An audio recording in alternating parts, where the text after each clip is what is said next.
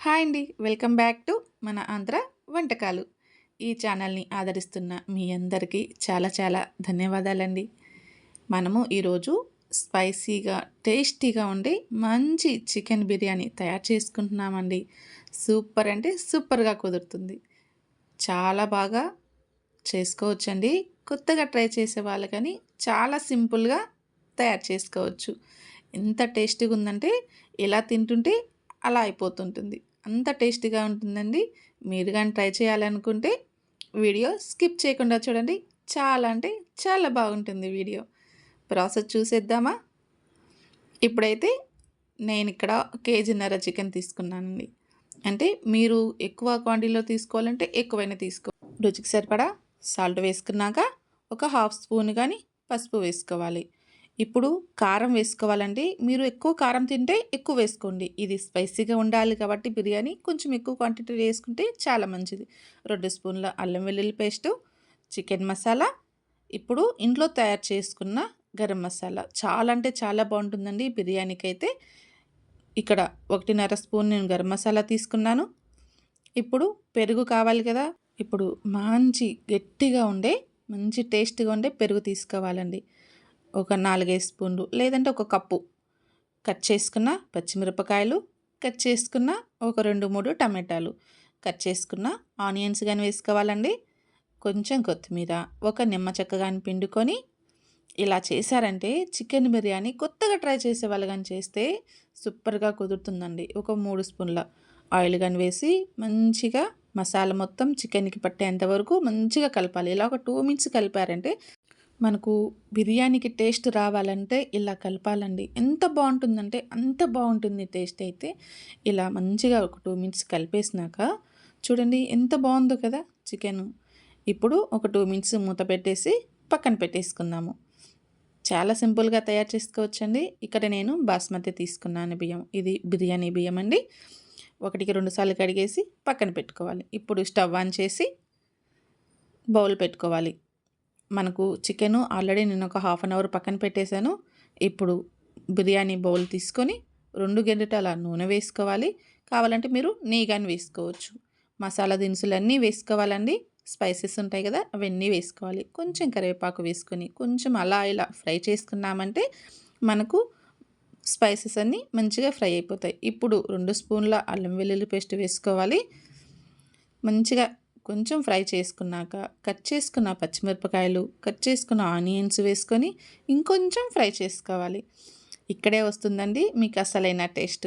ఇప్పుడు ఒక టమాటకాయను గాని కట్ చేసుకొని వేసుకోవాలి. 1 లేదా 2 అయినా వేసుకోవచ్చు. మీకు ఇష్టం లేకపోతే స్కిప్ చేసుకోండి. కానీ బిర్యానీలో వేశారంటే జ్యూసీగా చాలా బాగుంటుంది. ఇక్కడ నేను పచ్చి కొబ్బరి పేస్ట్ గాని వాడుతున్నాను. 1 స్పూను, పెద్ద స్పూన్ తోటి 1 స్పూన్ అయితే సరిపోతుంది. మీరు ఎక్కువ క్వాంటిటీలో చేసుకున్నామంటే కొంచెం ఎక్కువ వేసుకోండి. ముందుగా నానపెట్టి పెట్టుకున్నాం కదా! మసాలా అంతా కలిపేసి పక్కన పెట్టాం కదా చికెన్‌ని. ఇంకొకసారి అలా కలిపేసుకొని ఇప్పుడు మనం ముందుగా ఫ్రై చేసుకున్న మసాలా పేస్ట్ ఉంది కదా! అందులో వేసుకొని ఒకసారి మంచిగా కలిపేసుకోవాలి.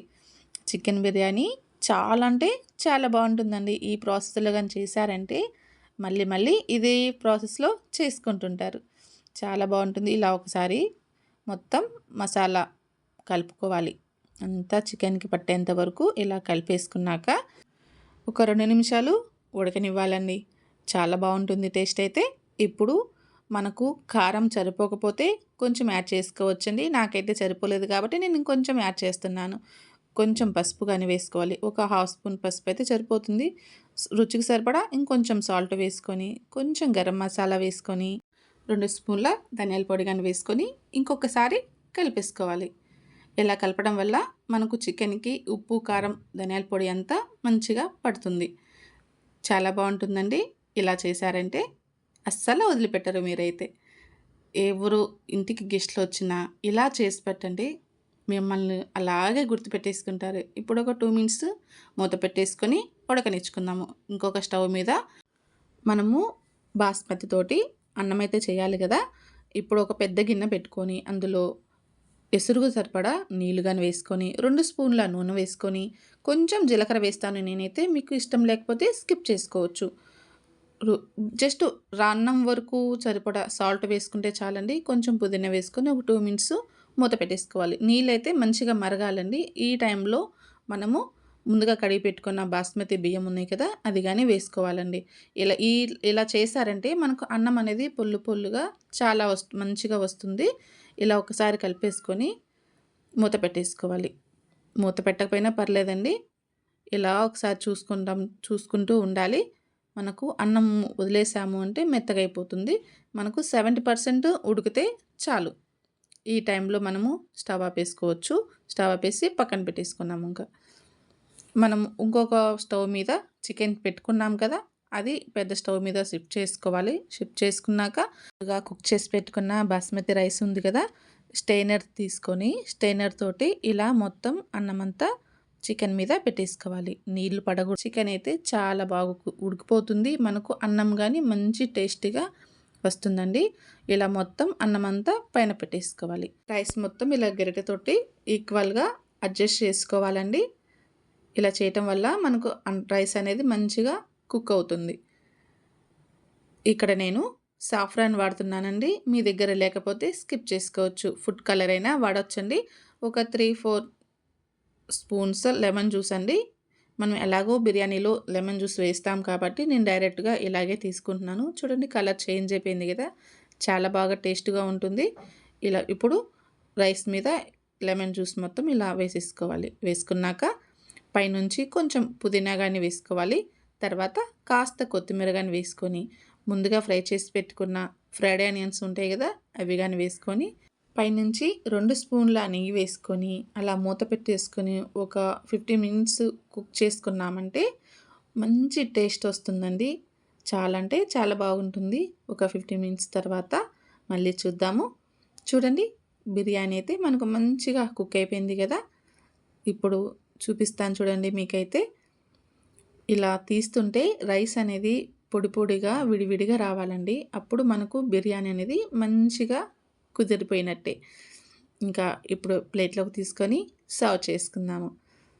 చాలా అంటే చాలా బాగా కుదిరింది కదా.